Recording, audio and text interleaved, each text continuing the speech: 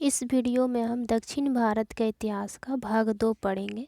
तो स्वागत है आप सभी का जीके स्पोर्ट्स साइट में। चैनल पर नए हैं तो चैनल को सब्सक्राइब कर लीजिएगा और वीडियो अच्छा लगे तो लाइक कर दीजिएगा। पिछले वीडियो में हमने दक्षिण भारत का भाग 1 पढ़ा था। हिस्ट्री का प्लेलिस्ट बना हुआ है तो आप उसमें जाके देख सकते हैं। तो हमने पिछले वीडियो में क्या पढ़ा था? तो हमने पढ़ा था वातापी के चालुक्य और कल्याणी के चालुक्य, राष्ट्रकूट, बेगी के चालुक्य पढ़ा था और पल्लव और चोल पढ़ा था। तो एक बार फिर मैप में देख लेते हैं कि पिछले वीडियो में हमने क्या पढ़ा था। तो यहाँ पे हमने पढ़ा था कि महाराष्ट्र और कर्नाटक वाला में देखने को हमें मिला था क्या, तो यहीं पे वातापी के चालुक्य, कल्याणी के चालुक्य और राष्ट्रकूट का शासन मिला था यहाँ पे। और तमिलनाडु वाला में आपको पल्लव और चोल, और आंध्र प्रदेश में जो इसी का शाखा था चालुक्य का, यहाँ पे हमने बेगी का चालुक्य पढ़ा था। और तो हमने इतना पढ़ा था। आज हम जो पढ़ेंगे वो पढ़ेंगे गुर्जर प्रतिहार वंश, जो कि गुजरात में मुख्य रूप से थे। और फिर पाल वंश पढ़ेंगे जो कि बिहार और पश्चिम बंगाल वाले क्षेत्र में थे। सेन वंश भी यहीं पढ़ेंगे। और एक पढ़ेंगे कश्मीर का राजवंश पढ़ेंगे जो कि इस वाले क्षेत्र में थे। ठीक है, तो चलिए मैप अगर देख लिए होंगे तो अच्छा से समझ में आएगा। अब स्टार्ट करेंगे वीडियो को। यहाँ पे पढ़ेंगे गुर्जर प्रतिहार वंश, लिख देते हैं गुर्जर प्रतिहार वंश। यहाँ पे देखेंगे गुजरात वाला क्षेत्र में गुर्जर प्रतिहार वंश, और बिहार और पश्चिम बंगाल में पाल वंश हो गया। और यहाँ देखेंगे तो कश्मीर के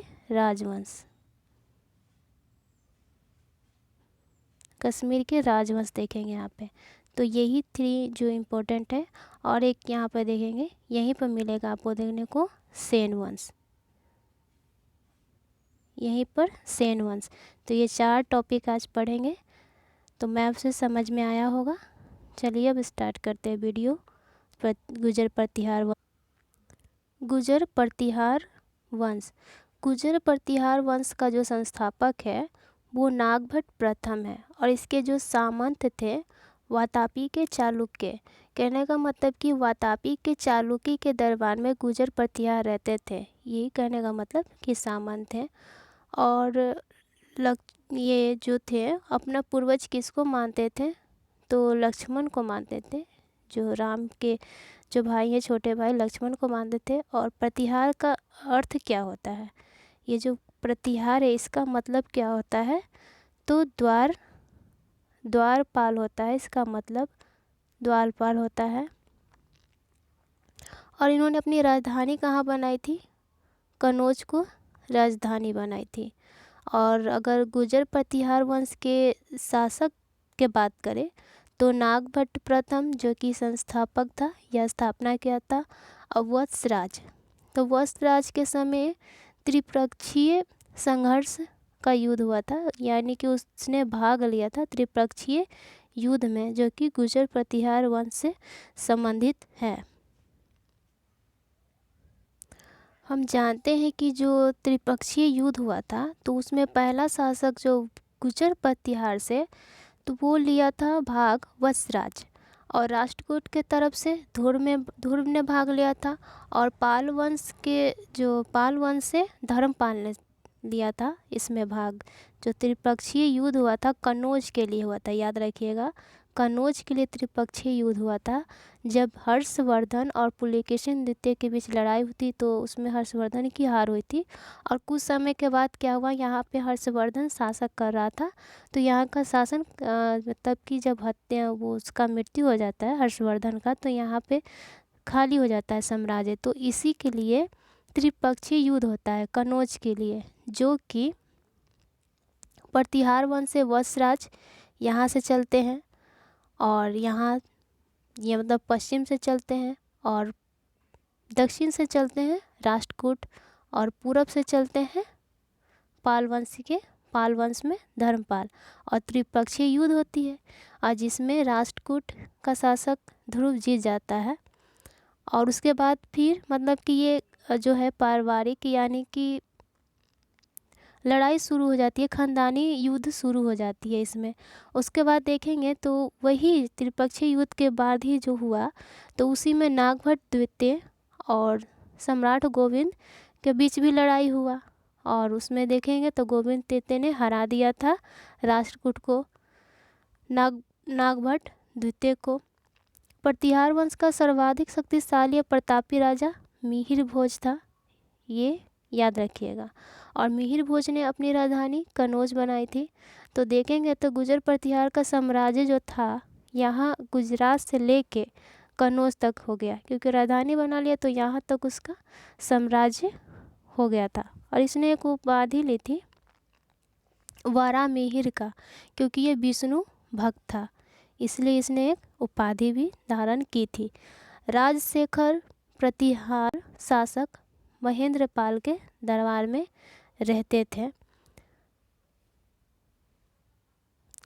तो राजशेखर के दरबार में मतलब महेंद्रपाल के दरबार में जो राजशेखर रहते थे, इनके द्वारा पुस्तक भी लिखी गई है जो काफ़ी इम्पोर्टेंट है, इसमें नहीं दिया हुआ है।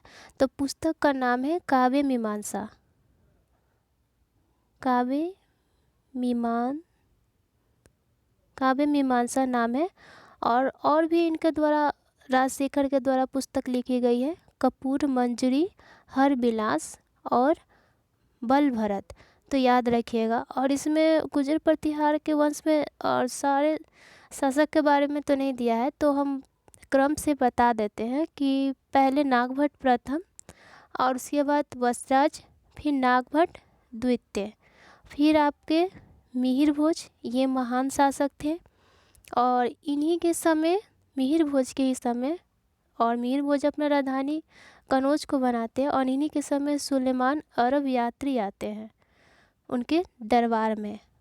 महेंद्रपाल उसके बाद इनके दरबार में भी विद्वान थे राजशेखर, महेंद्रपाल। उसके बाद आते हैं महीपाल। तो महीपाल के समय अरब यात्री आए थे, अल मसूदी, याद रखिएगा, यहाँ नहीं लिखा हुआ है महीपाल। महीपाल के समय कौन आए थे? अल मसूदी आए थे। महीपाल के समय अल मसूदी आए थे, और इन्होंने भारत के मानसून के बारे में बताया था कि उत्तरी मानसून, दक्षिण मानसून, पश्चिमी मानसून, पूर्वी मानसून कैसी होती है उसके बारे में बताया था, क्योंकि यह एक भूगोल वेता थे। महीपाल के दरबार में कौन आया था? अरब यात्री अल मसूदी, याद रखिएगा। और भारतीय मानसून के बारे में अल मसूदी ने भी एक बताया था। राष्ट्रकूट के शासक अमोघ वर्ष के भी दरबार में अल मसूदी रहते थे, जो काफ़ी इम्पोर्टेंट हो जाता है और क्वेश्चन बार बार पूछा जाता है इससे।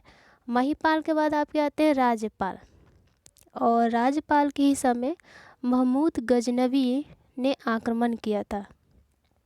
और महमूद गजनवी कितने बार भारत पे आक्रमण किया है? तो सभी जानते हैं 17 बार आक्रमण किया है।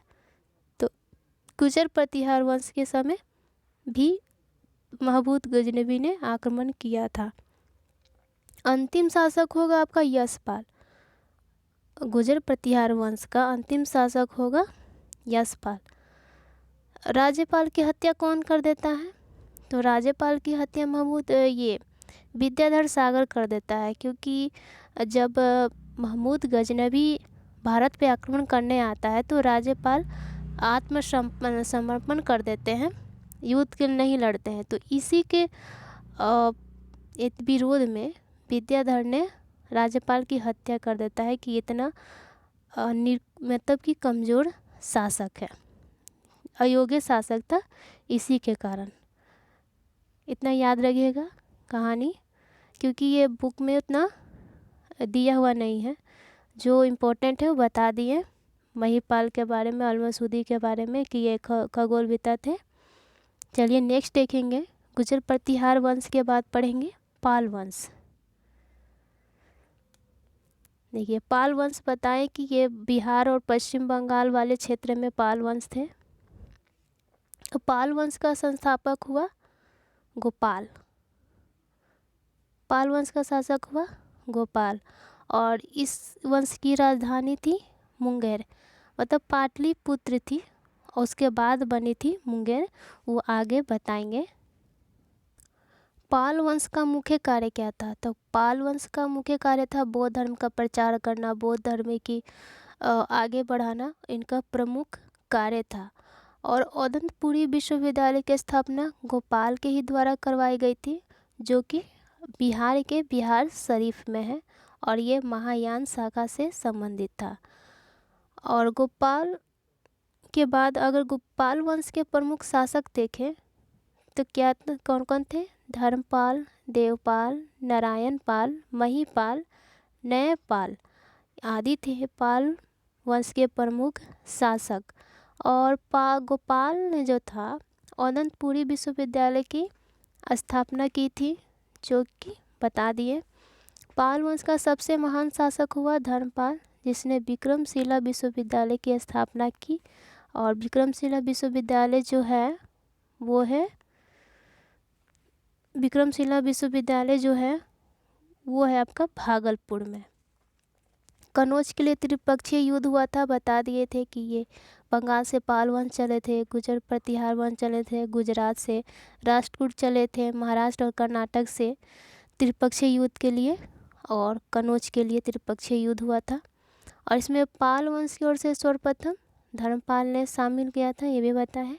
और 11वीं सदी के गुजराती कवि जो थे सोठल, उन्होंने धर्मपाल को क्या कहा? उत्तरापंथ स्वामी, क्योंकि हम जानते हैं कि ये जो हम यहाँ पे कौन था?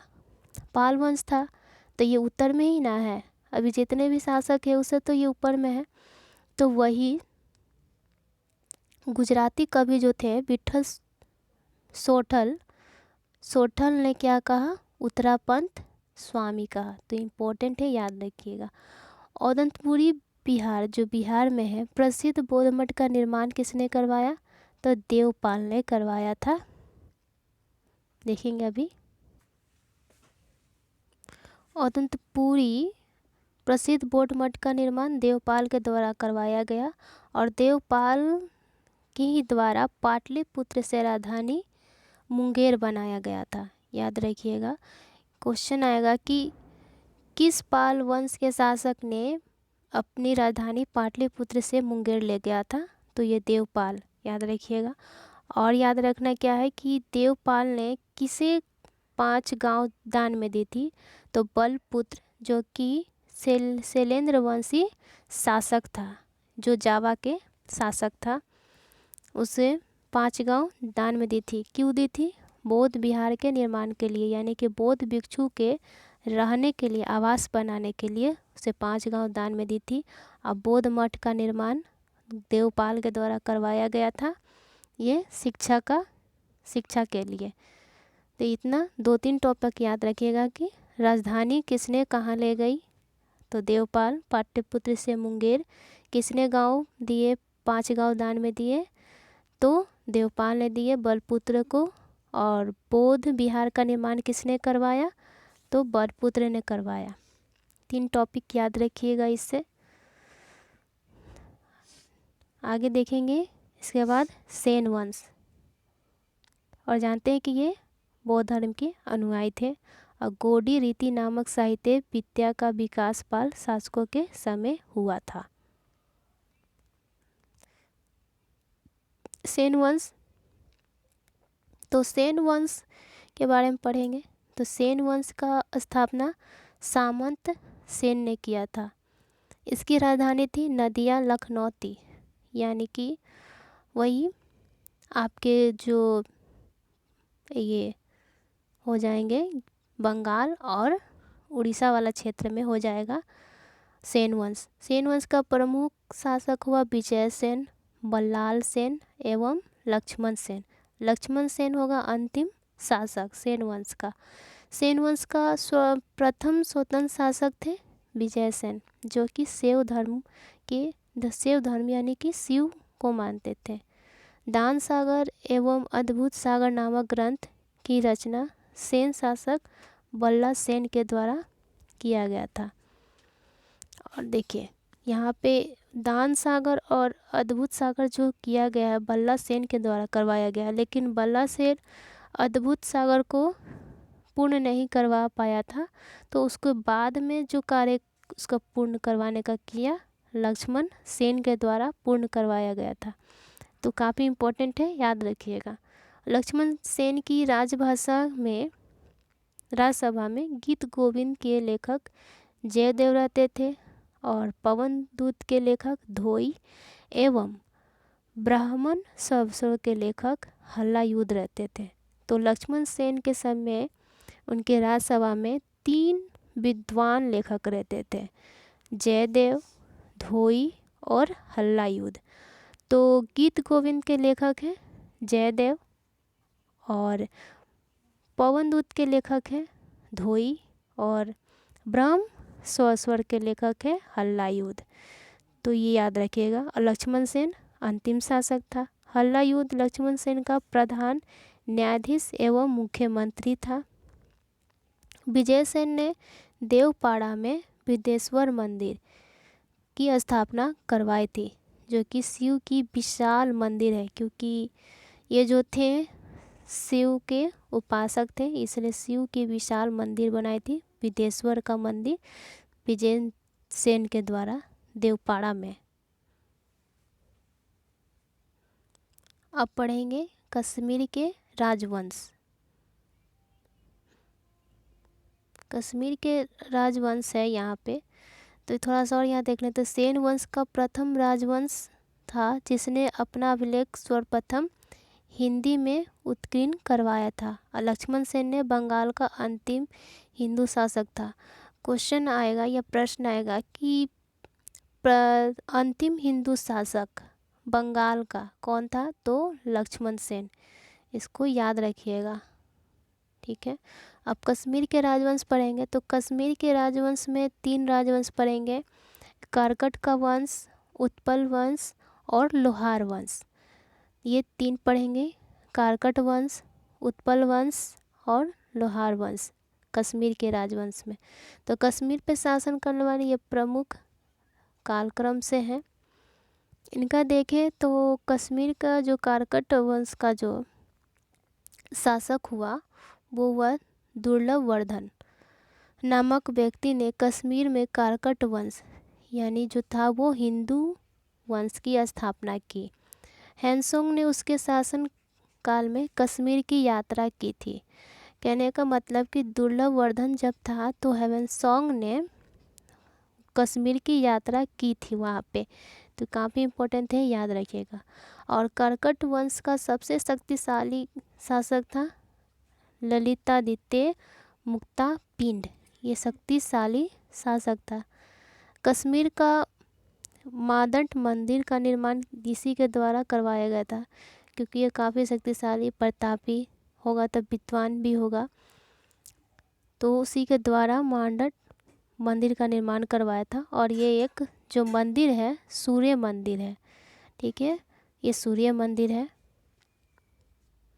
और भी सूर्य मंदिर की बात करें तो एक गुजरात में है मोढेरा का सूर्य मंदिर, और कश्मीर में हो गया उदंत मंडल का सूर्य मंदिर हो गया।